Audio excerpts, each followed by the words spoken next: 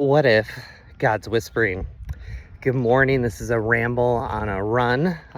It's great to be with you. I've been thinking about this a lot.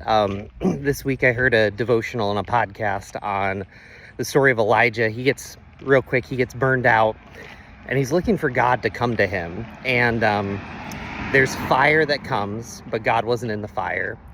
And then there's wind that comes and God wasn't in the wind, but God was in the whisper. And I think about that for our own life. I think sometimes I'm looking for God to come as a, written in the sky, loud, like a bus that's driving by me. But other times, I'm actually crossing the street, but other times God just comes in a whisper. So how does God whisper? Well, I was thinking about that. A lot of times we have so much noise in our life. And when we have the noise in our life, we can't hear the whisper. And here's how God's whispered to me this week. About 3 to 5 different times, either someone or something I'm reading mentioned the passage Matthew 11:28-30. And that's about God giving us rest and the unforced rhythms of God's grace.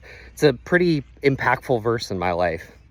This morning, someone who I know who wouldn't call themselves a follower of Jesus actually referenced that passage to me. I want you to think about that.